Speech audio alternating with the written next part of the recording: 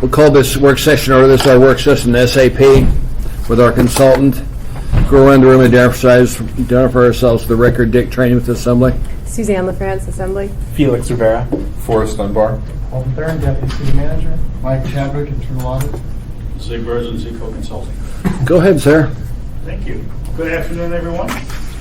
Let's go to the first slide. We were already talking about. I'm going to explain why this is here, but basically, I just want to remind everybody that we're going to get a solution. We're going to get a vehicle that runs, but it probably won't be perfect. Okay. So let's go on to the next one. This is, I think, very exciting. This is really wonderful. This is good news. You know, the Executive Steering Committee published this bulletin. It's out there. It's there. It's basically telling everybody what's going to be happening. And I think that's really excellent that it is stepping up to the plate and saying, this is it. You know, these things are going to start going live very shortly. I mean, people are going to start entering time in 2 weeks.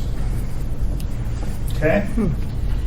So this is the second part of it, and it's just reminding everybody about the training. I think the training's been going on. It's been actually pretty good, and management has been invited to get involved with their particular training next week, with the MSS portion, and so is purchasing. The purchasing training is going to be starting next week as well. We've been joined by Pete Peterson. Welcome, sir.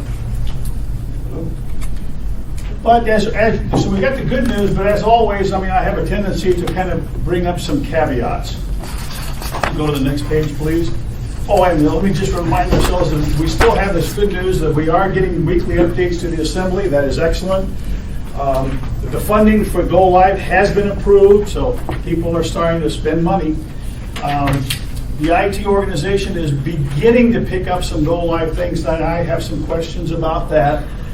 Most team members now can see the end, and I think they're starting to feel pretty good about it. And I think with this bulletin, the ESC clearly can see the end now. All right, let's go to the next slide. So here are some caveats. I would remind the Assembly and I would remind the team that you still need to continue to get assurances that payroll is going to work and you're going to be able to pay invoices and you're going to be able to order items. Those things have to happen, have to work. And they are working. They were tested, and it's moving forward. But there's still a few things that need to be worked on, and we need to be aware that they're there. We need to make sure that the employees receive and complete the appropriate training. I've got some concerns about that. I mean, it's going on, but we need to make sure we're tracking it, and we need to make sure that all 2,900 people know how to enter time. And that's only 2 weeks away. We need to make sure that support is in place, because on 9/11, the phones are going to start ringing off of the payroll folks' ears. I mean, it's going to happen. People are going to have issues. We need to recognize that, not because the system doesn't work.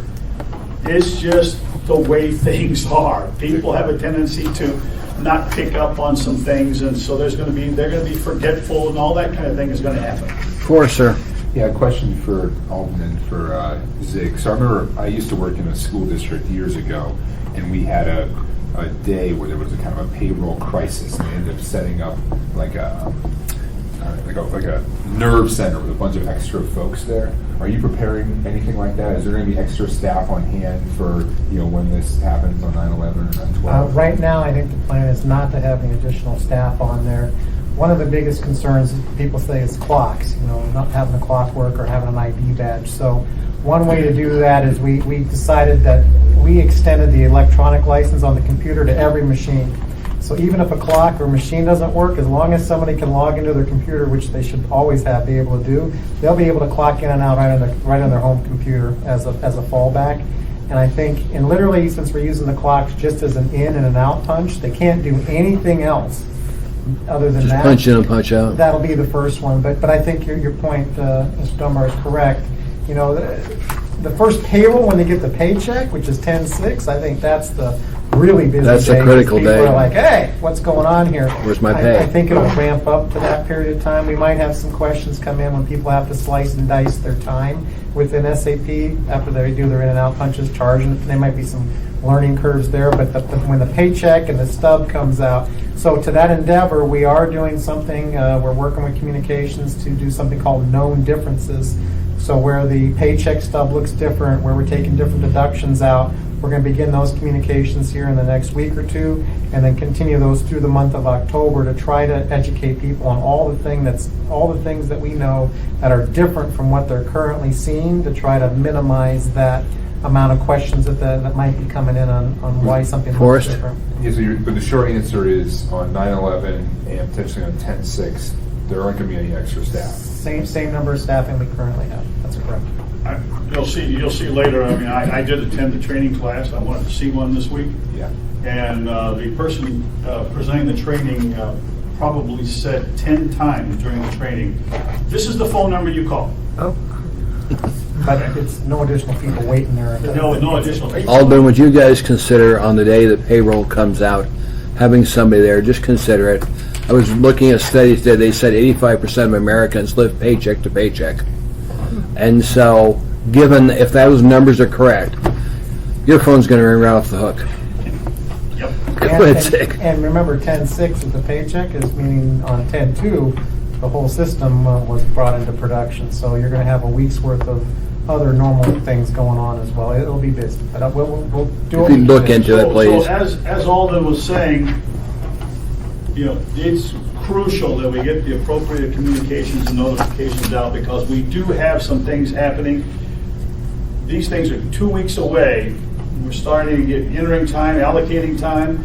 First time to receive pay is a little further out, but it's coming, and those are big deals. So we need to make sure that communication gets going and gets out there. And right now it hasn't yet, and there's been some issues with that because of some turnover in the communications area. On the next page, we need to make sure, again, caveat, we got to make sure that the data loads continue to be done accurately and completely. Right now, it is going well. It is going quite well, although I just found out that the person leading it is pretty sick. Yes, on the elevator, I was informed that there is a sickness spreading. No. Alden said, how many people are sick, Alden? Mike, you got it too? Okay. I'm getting over it. So we need to make sure that the MOA employees understand how, when, and where they can obtain their requisite reporting. That's going to come up and it's going to raise its ugly head. Okay? Same thing with doing queries. They're going to need to know how, when, and where to do the queries, because this kind of stuff has been pushed off, and now the rubber is ready to meet the road, and people are going to start asking for information. And then management needs to understand that there's an overlap now between PeopleSoft and the new system.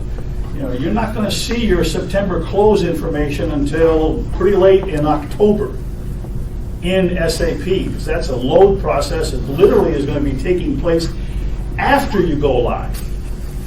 Okay, it's not before, it's after. Next page. You've seen this. This is the high-level overview, and I kind of tried to show you some of the things that were happening, and in terms of various activities are being stretched out and being delayed. And if you go to the next page, we've still got some adjustments and changes to that. This whole issue of break fix, which was supposed to finish, in July, it's kind of got pushed out into more current frame here. We're still doing some of that stuff. Okay, the CAFRA thing was supposed to finish. They finished the functional specs, but they're still doing development work. Okay, so there's some things that are hanging out there that keep kind of dragging on and keep pushing in, but they're not affecting the fact that we're going to go live on 9/11. Okay, and 10/2 for the rest of the system. So that's the good news. The reason I circled this, Delta data, that's all of that the September closed data that's actually being moved in after you really go live. Okay, excuse me, go ahead. So the final push, from a systemization perspective, the team is focused on those two areas. We got to finish Philo, we got to finish HCM. I mean, that's the way they categorize it, but fundamentally, the Philo activities that still need to have some work is the purchasing aspect. And, as far as HCM, human capital management, it's time reporting and payroll related stuff. So there's no question that's where there's still banging away at that and making sure it works and works right. From a data perspective, the Team Energies are focused on a very disciplined approach to loading all the data and getting it all in place for go live. And that's coming along quite well. They're actually running a 3 o'clock conference call every day. I sit in on those just to listen in. And they're doing well. They're ahead of the game. As of yesterday, they were a day ahead, which is great news. Still worried about, reporting and query access must be clarified. Got to get it out there. People have to know. Again, the example I'm sitting in a training class, and I've got the person training on employee self-service, and somebody asks about a report, and that person says, I don't know. The person says, I don't know how to get that report. That's not a good message. Okay? Plan training must be completed, particularly for time reporting. There's an awful lot of people that need to get that, and right now I'm a little nervous that we're not really tracking that as well as we could. Alden, do we keep track of how many people have completed their training? So Zig asked this question. I'm going to dovetail off on his initiation. What I send you, and I will send you tomorrow, you've seen the sheet that shows the survey results of the people, and that's one tracking mechanism. However, per Zig's question to the OCM lead, there are some classes and or some people who are not completing their survey, and as a result of that, they're not being counted in that. So we're probably understating the actual number of people that have actually attended training. They do have the sign-in sheets, and if we had time, energy, money, we could go back and count that. But we are monitoring that, and you see it on a weekly basis. But that's going to show you less than what probably actually attended the courses because not everybody's willing to fill out the surveys and so forth. Okay. Okay, so Go ahead, Zig. the reason for the Cadillac then, the MOA has a Cadillac solution. SAP is a Cadillac solution. It's got everything. But it also fundamentally is a vehicle that gets you from point A to point B. It's got all the components of a luxury vehicle, but some of the features of the radio may not work. So you're not necessarily going to get all the output, which is a nice to have. You can drive a car, you can do business without the radio. Can I play podcasts? maybe not. I'm just kind of trying to give you, Zig, so is this Cadillac four-wheel drive or rear-wheel drive? And Alaska doesn't work too well for two-wheel It's drives. definitely four-wheel drive, definitely. Okay. And the paint is metallic. All right, listen. Planning to the finish. I keep restating the project plan that they provide to me, which is the master plan, just to give you a picture that kind of says, okay, basically here's where you are, and it's really not a bad picture. We're in pretty decent shape. Okay, not effectively tracking training delivery. If you'll go to the next page, this is the same thing. I've just blown it up a little bit so you can see it. I don't understand how you can sit here and talk about the fact that you're managing and tracking your training delivery, and you've been doing training for the last 2 weeks, and you still say 0% complete. I don't understand that. I just don't understand that. I keep asking, I keep saying, aren't you tracking this stuff? And they say, oh yeah, we're tracking. Well then, why is that 0? How can you be sure, and how do you know that you have actually trained, pick a number, 2,800 of the 2,900 people in terms of ESS? And when Zig asked the question, Alden? the response back was, we're maintaining this externally from the plant. Which means that they're not managing the project. So you're not using SAP, using some... No, they don't use SAP for the planning document. Okay. My point is they have a plan in project plan, and they are managing it, and we'll see it next week if it shows there, but the question was asked, and they are managing it, but they are not reporting it in the plan, which is why you see a 0. And they should, of course, I'm of the opinion that they should. I know. Okay. Want to talk a little bit about typical systems implementation shortfalls. Typical systems implementation shortfalls. Many systems implementations don't get the system documentation done. It's too easy to defer documentation and focus in on the technologies and make things work. Reporting has a tendency to get deferred, has a tendency to get kick the can down the road. Same thing with training. I mean, and some of these things have already happened to us. Training, if you recall from a few months ago, was laid out in 3 categories of training. Level 3 category was pushed to past go live. It won't get done. Suzanne has a question, sir. Mr. France? Thank you, Mr. Chair. So for system documentation, these are not training documents, but documents needed for the IT department and to have an understanding of how the system is configured so that they can make changes to it later. So that's the purpose of the documentation.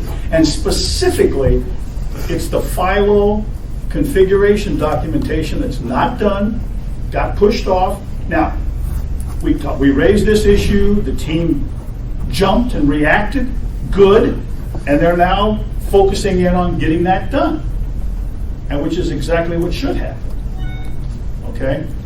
Yeah, you raising your hand, or are you? Alden? Your glasses? I'm putting my glasses down. So there's 3 types of documentation. The blueprint, that was the very first thing, there's an actual document for that. Then you have something called a functional design spec, and then you have a technical spec, and then they use those to develop the system. The functional design specs for some of the FILO were deferred in order to be able to continue doing development and so forth. So there's 4, probably 5 or 6 functional areas where the functional design specifications are not completed right now. They have a plan to have them done by September 1st. But we are certainly we're aware of it, and we're certainly, because that's a contractual requirement that they have. But as Zig mentioned, all 3 of those documents are tools that get put in what's called the solution manager that we have, where all documentation goes, and for history, as people leave, people can go to those documentation and see what's developed in the system if they need to make changes or enhancements and so forth, and have that. Without that document, you're kind of at a loss of what you've actually got developed out there. So we are pushing. It will be, I guarantee, it will be done well in advance of October 2nd, but it is something that did get deferred, and we're making sure that gets delivered. Suzanne, any other questions? no, thank you. Go ahead, Zig. Another area that tends to be a project shortfall is this whole idea of stabilization. There's a great tendency of organizations to, when they reach the end of the implementation project, they sigh with relief and basically and then any activities comes to a grinding halt. Okay? Because they're all done. Okay. Problem is they're not. They're not done. I mean, the system still needs care and feeding. And so you've got to establish your approach and your method and so forth, and your team to literally do the care and feeding for a period of time after you turn that switch on. And it's very dangerous if you don't do that. It's also dangerous if you fall into the squeak wheel prioritization syndrome, which says, I have this change we got to make. We overlooked this. There was whatever the reasons were immediately, and I think all that you can probably indicate how many change requests you've had in the last 2 or 3 weeks. Give me a number. 40. 40 change requests. We're in the 160s right now. So I mean, these are things that after you've tested the system, you said, this is what we're going to go with, this is what we're going to install.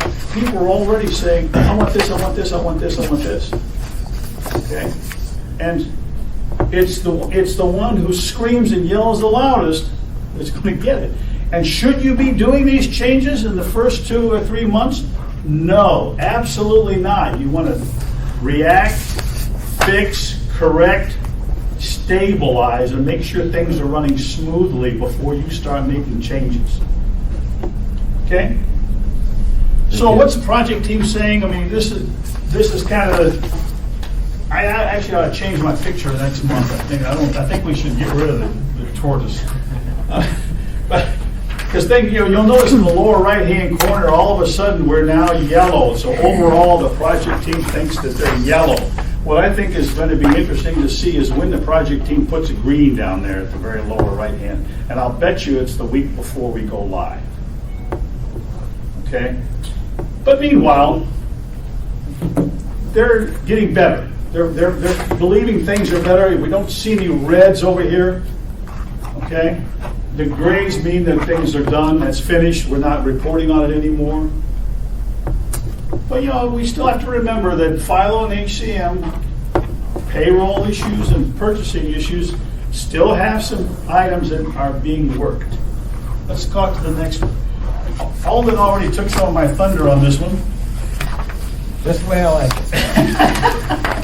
it. So the known differences, most of those were focused on pay and benefits. We've been joined by Mr. Croft. Welcome, sir.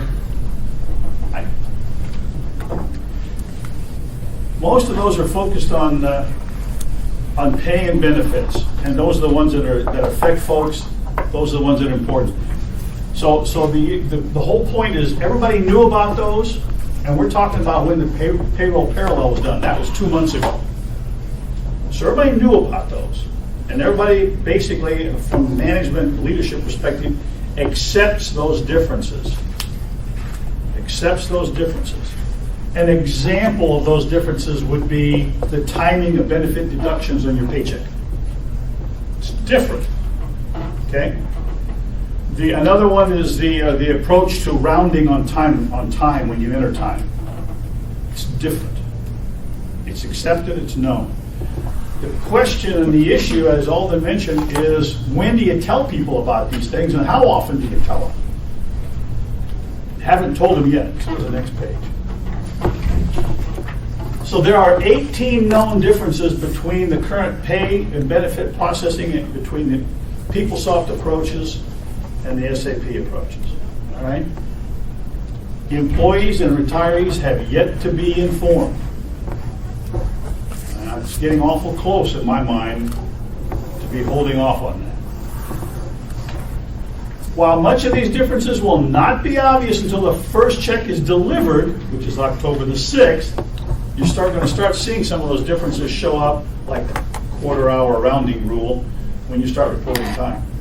And people start going in the following day to make adjustments and allocations of their time to some kind of a grant or a project or whatever. They're going to start seeing these differences. So we better be telling them. Okay, the team knows about this. They've been reporting this. The OCM team has been reporting the fact that we've got these known differences.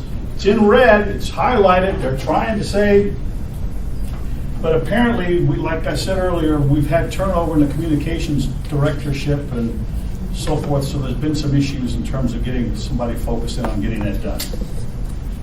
Okay, next page. So we do typically talk about the cost. This one surprised me. I've got to tell you, I really thought that the resources were going to go down. As we finish testing and when you look at the detailed run sheets, I mean, the folks in India, not anywhere near as many people in India working on this thing now. The testers in Mexico are basically not working on this anymore, so their hours are down. Yet, last couple of weeks, the hours actually increased. Alden? 300 hours of overtime each of the 2 weeks to get us so we can go live with a system. Are those hours here, or are they overseas, they're or where? consultant hours mainly, but there's development hours as well. You want to meet our timeline, and I have to be able to get the work done. And Well, we want you to meet your timeline. that's the direct ramification of that. I did whatever it took to meet our deadline. And Okay. the last couple of weeks, 300 hours each week, additional overtime above the regular hours, just to be able to try to get the work done. When you Remember, think of- we've been doing testing and break fix especially, all hands on deck, and I just did whatever it took to get us to where we are right now. Yeah, and when Suzanne? you think in terms of the weekly average being 2,600, and he's talking about 300 hours, that's a pretty good hefty increase. Mr. France? And this is all still within the funding from the last change order? Okay. If we go to the next page, similar kind of thing. I thought the average weekly spend would probably drop off. Needless to say, it's jumped back up again. So that's what you see over here. The average weekly for 2017 now is still 415,000. That's the average for the entire year. The dips right here, That's when things with the contracts kind of slowed down, and SAP was trying to figure out whether or not they're going to work on without getting paid. Okay? But now we have the final push, we got the approval, we got money to spend, and it's getting spent. Okay, this you've seen before. This is kind of the consultant's share of the pie. 2 months ago I thought, well, we'll soon see this SAP portion drop down as they start shutting down the folks in India and Mexico. But if you go to the next page, it really hasn't changed much. I mean, the SAP portion is still 75% of the total charges on a weekly basis. But you'll also notice that there aren't very many other colors up here. So the various other contracts are done and gone. This is it. These are the contracts now of folks that are working on this project. I did an update to the projection. Still don't know. We've got some charges potentially for software or hardware, especially ECM. There may be some license charges in there. Don't know what those are. Instead of using $300,000, I use $500,000. That's what we're running right now for the next weeks to take us to the end of October 30. And then I tried to show where I think all indicate to me that these payments were made to SAP, but the rest of these are coming right off of those weekly estimated charges, and they haven't been paid yet, so they're really not in PeopleSoft. That's kind of an estimate of about $10 million. It still needs. Alden, how much do we still owe SAP? Do we still have outstanding bills that we've not been charged for yet? I paid January and March yesterday. So we still have February and then April to current. I would caution you a little bit on Zig's numbers. He's taken the burn rate, which is all he knows, but I have $5 million in investment that I got from SAP, if you remember, and that will be covering all invoices July, August, and September. So as he's projected July and August and September out there, there will be zero billing from SAP for that work because I have that investment on the side to be able to do that. I can rest assured his $83 million number is not the number we're going to end up with. We were at 81.5. We will come in within that number. So, but he doesn't have he's looking at a burn rate sheet that says, here's everybody. He doesn't know which people I'm getting for free, how I'm going to use $5 million worth of investment and those kind of things. We are trying to pay some invoices to get caught up. We're sticklers for accuracy and audibility, and they're a challenge with that. But I still have the entire $5 million of investment that I have not allocated towards remaining outstanding invoices yet. Okay. Thank you. Maybe we can work together matching these numbers up next month. My numbers are always right. Whatever. Okay.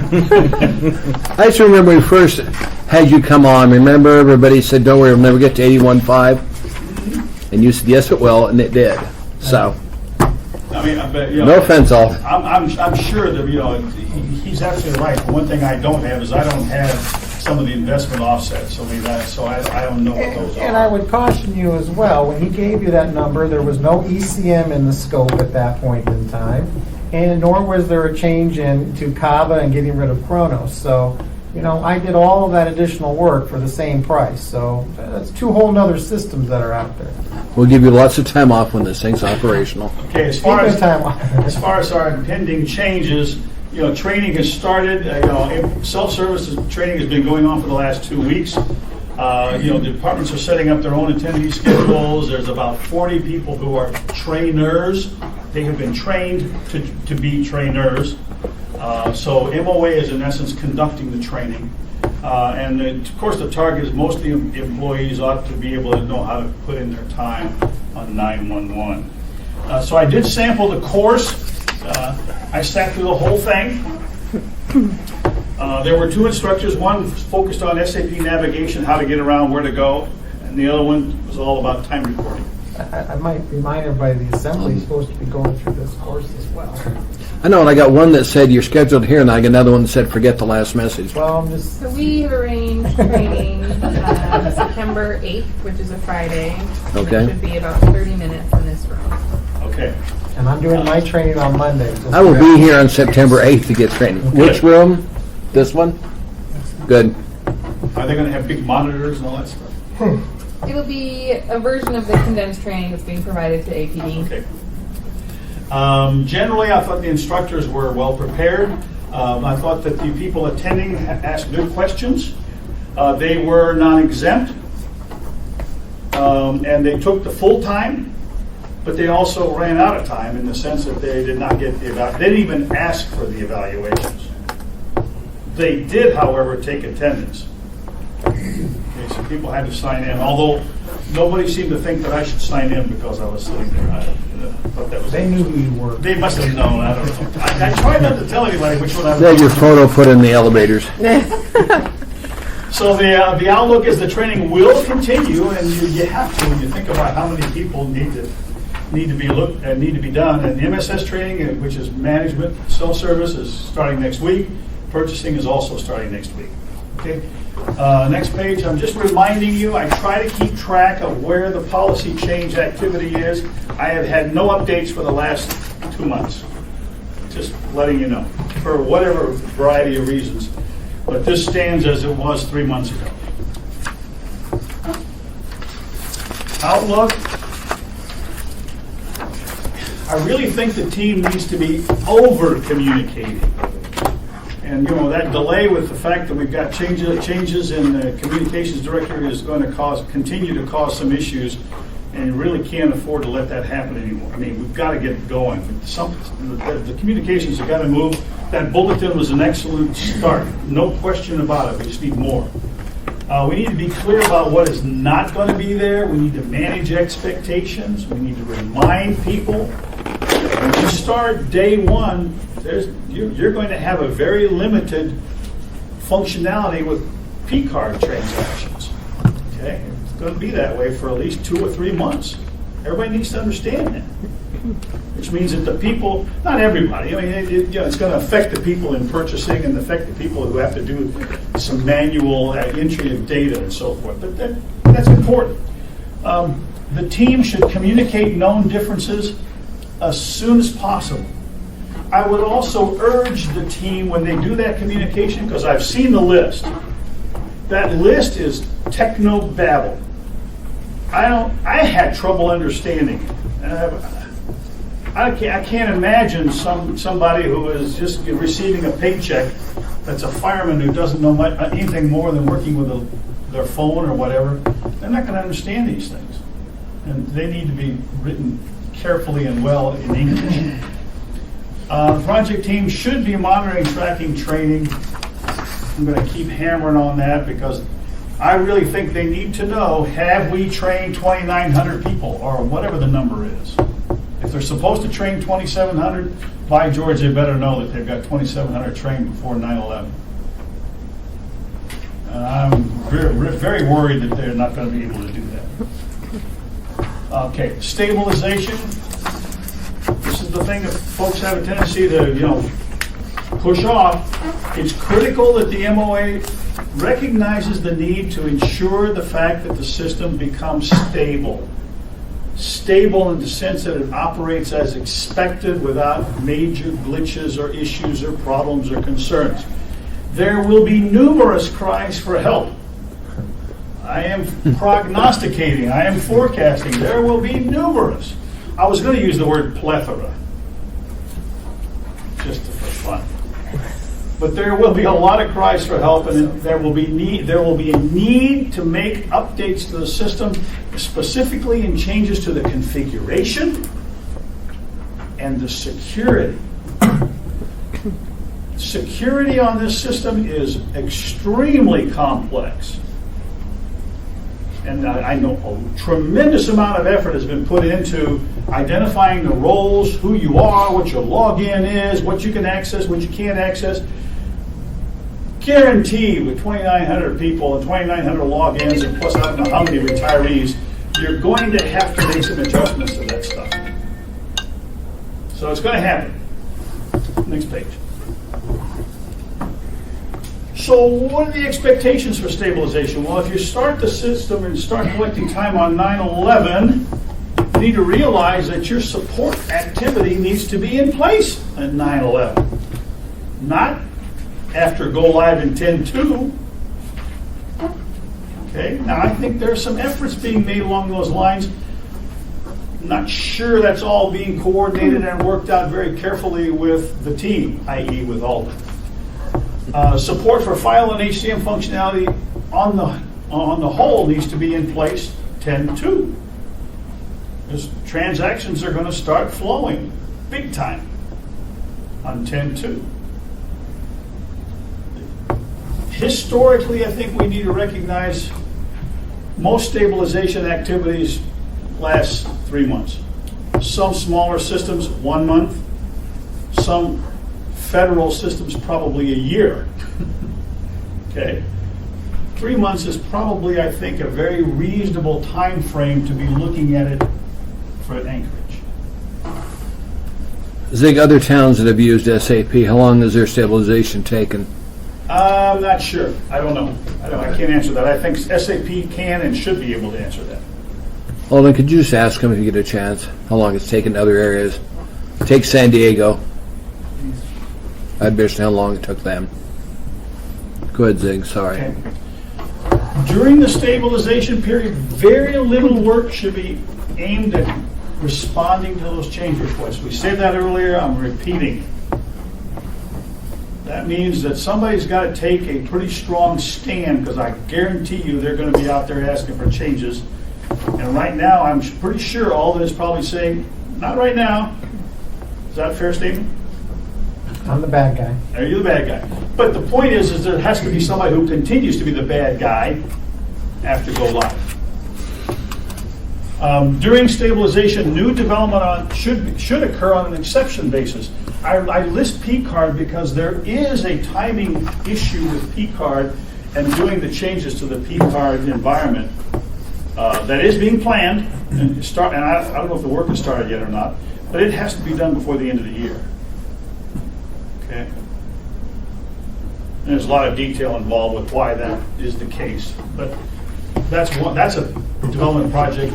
That's a change in essence that should be done, even though you're saying I'm in stabilization and I don't want a lot of changes. Okay. Well, you've seen this list before. I'm just reminding everybody what won't be there. I have added some things here. No multi-year budgeting for capital projects. Okay. Changes in reporting requests since the conclusion of testing. That's what we just talked about. There are 40 of them in the last couple of weeks.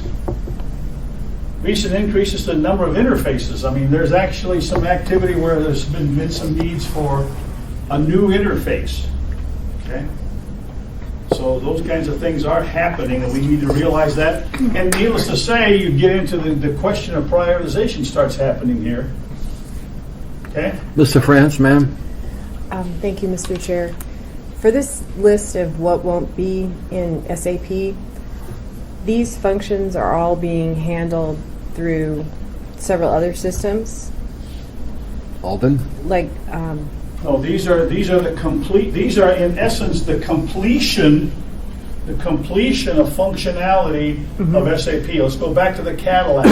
If the Right. Cadillac was perfect and everything were done, it'd be 100%. If you go in on 10.2 and you have an 85% solution, I still have some things left to do okay, but like, that complete the picture.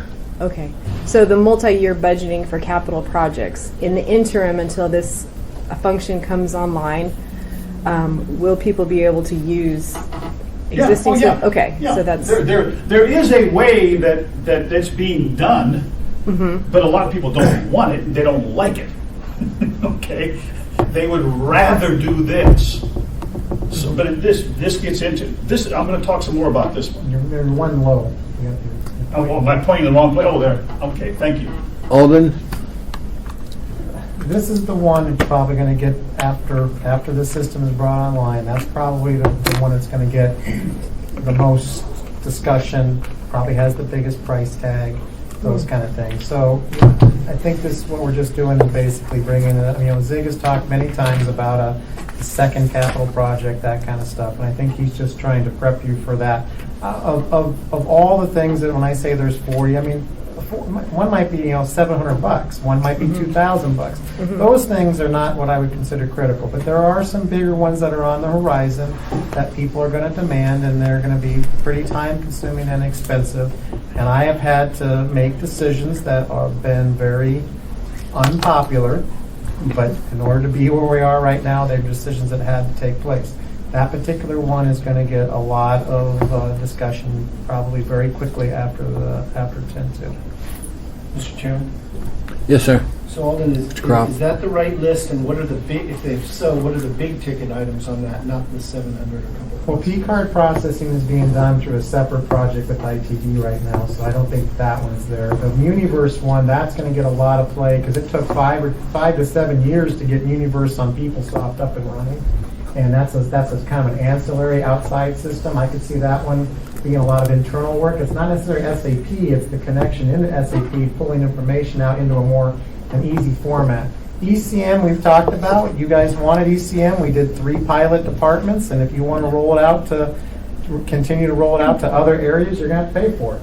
That's you've got HR, purchasing, and accounts payable. I hate to admit my ignorance, but tell me, the Muniverse very generally So there's is- a tremendous amount of managers out there who wanted queries run with sample reports written just so they could use them without having to get into the system and know what they were doing. They don't want to have to be programmed themselves. They just want a Predefined menu. Queries is the emphasis of Bring 'em up. Yes. It's not in SAP, it's in an external area where they can go on like an internet or something like that and just pull the reports off. And ECM again? Electronic content management, so that's the scanning, getting rid of paper, scanning of documents. Wow. That was an assembly desire, and we did it, and we went forward, and we got the 3 areas.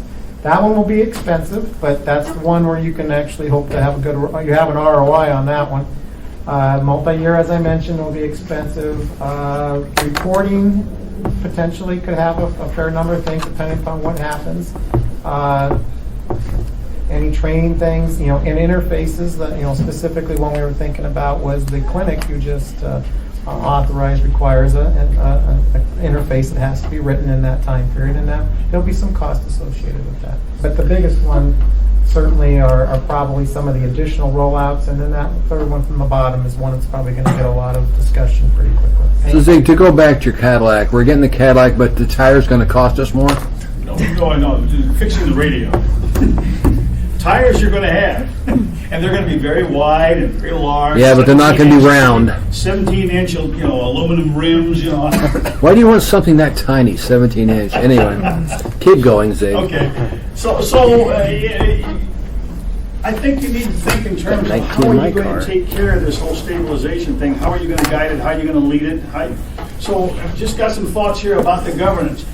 The ESC, the Executive Steering Committee, in my opinion, should stay in place.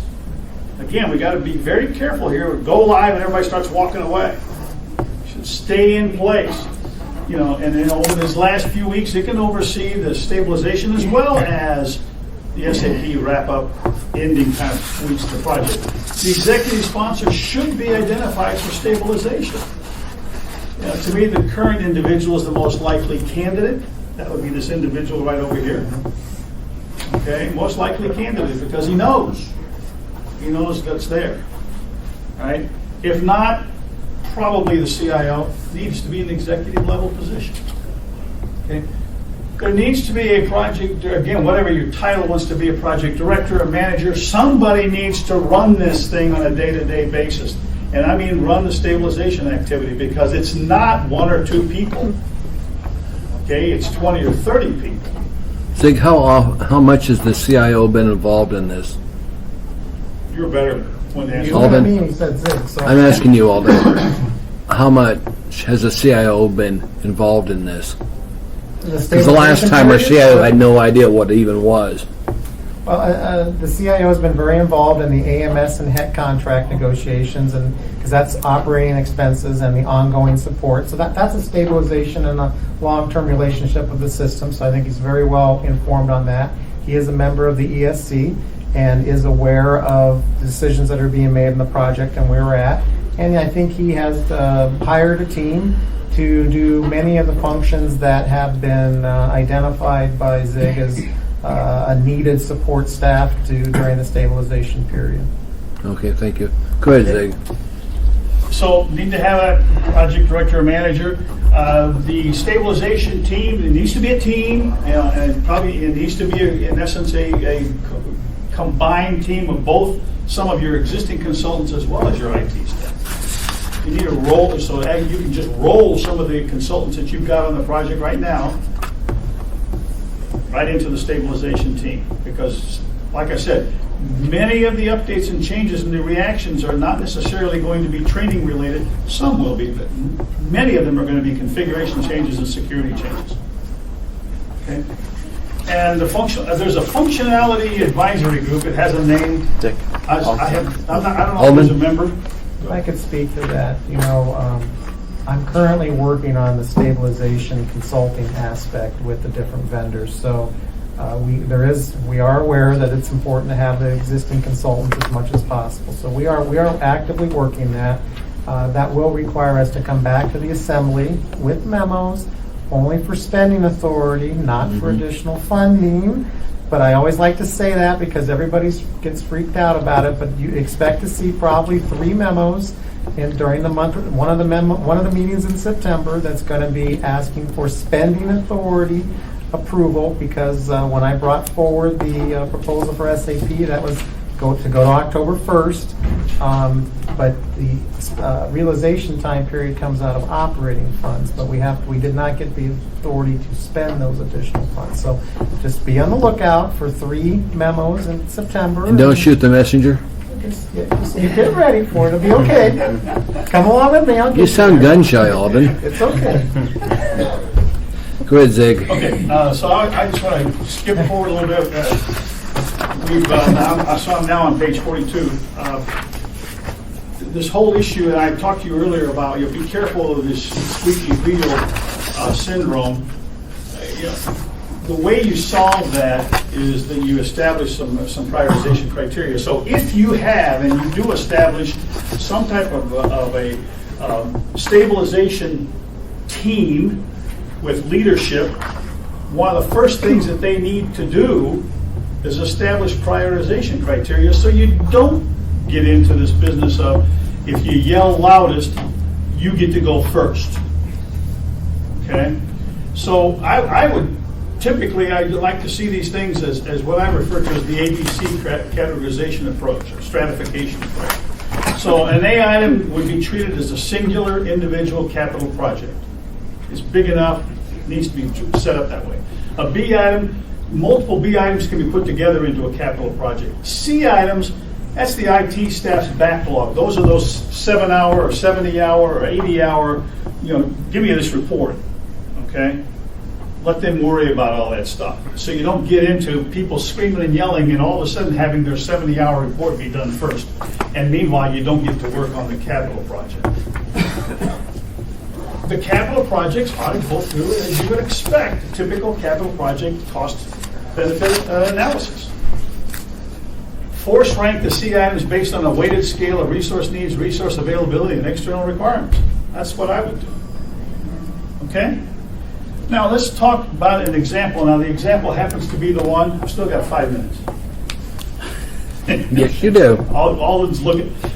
We have time. This is the example that Alden referred to, and I've kind of shown you how I would estimate what this particular project is. Okay, so no multi-year budgeting for capital projects. Okay, there is a project change request document that's been created, and it basically says to do an initial review, and a feasibility analysis is 240 hours of work. Okay? Now, I would say to you that based on my past experience, a review is a precursor to additional work, it typically is in the vicinity of about 10 to 15% of the total number of hours. Consultant hours. External talented resource hours. Okay? So you can use that and back into, so as such, a 240-hour review represents 1,600 to 2,000 hours, that range of 10 to 15%.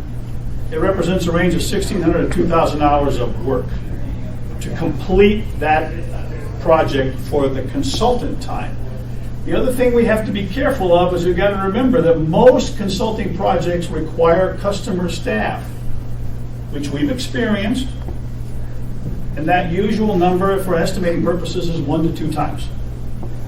So for every consultant hour, you get 1 to 2 hours of staff hours. Okay? If I were to price the consultant hours at Peloton rates, it's the range of 280 to 350,000. If I use SAP rates, you can see it's quite a bit larger.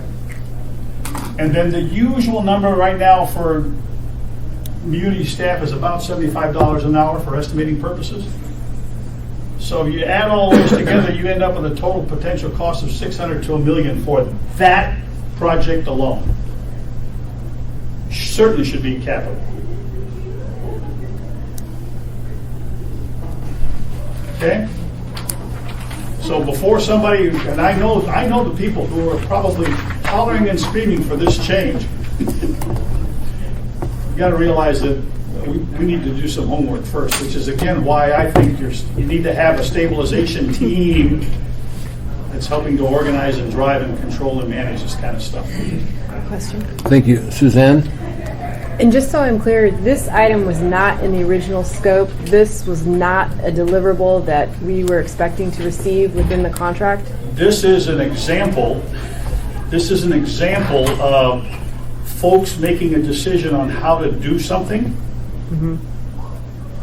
Put it in the blueprint. Okay?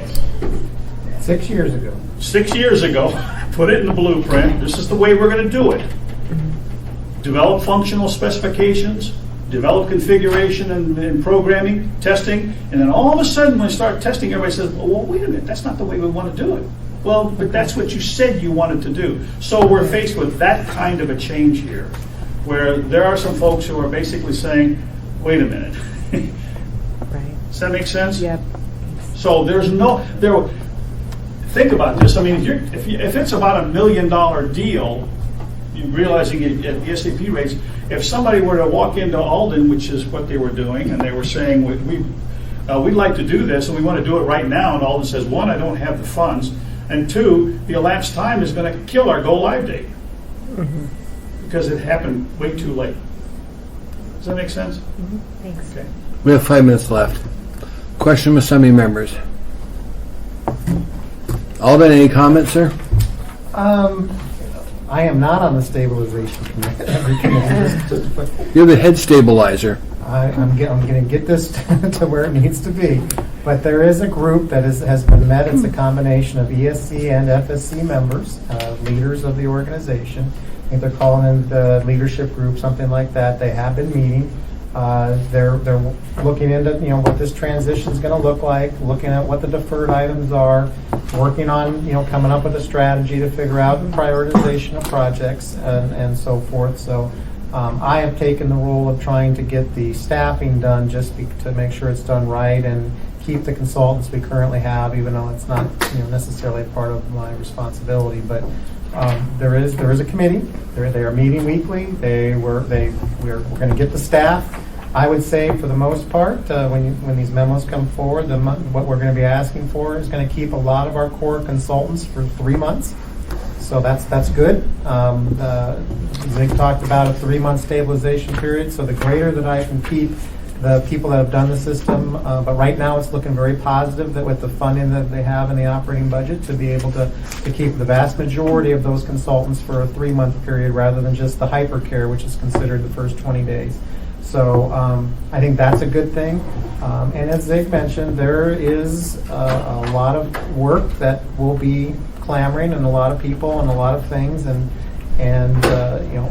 I'm sure we'll work through crises as we go through it, but we have deferred quite a few items to just make sure that it did not negatively impact our timeline of hitting our dates as we're moving forward. And there will be a fair amount of work done in a short period of time after that to try to make that radio look a little bit better, so to speak. Suzanne?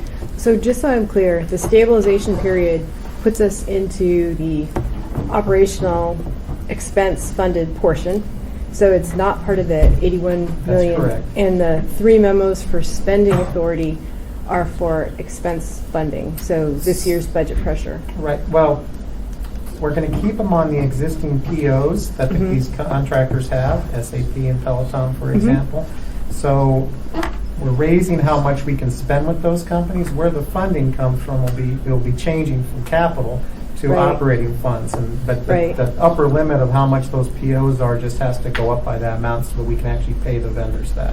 Okay, so that will show up against probably like the IT. In the Budget. you weren't here last year, but in the Oh, IT okay. budget that was approved last Right. year was $1,610,000, I think. And it's has a- For go live stabilization, Okay. something in the ITD budget. Okay, That's the thanks. money I'm referring to. Other questions from assembly members? I would hope though, when you have the opportunity, or when the administration has the opportunity, that rather than burying everything into that stabilization $1.5 million, when you identify something as a capital project, you pull it out and literally treat it that way. That will help a lot in terms of what you can spend from an operating perspective versus Right. going out and getting some additional funds. Amen. Well, Zeke, thank you very much, sir.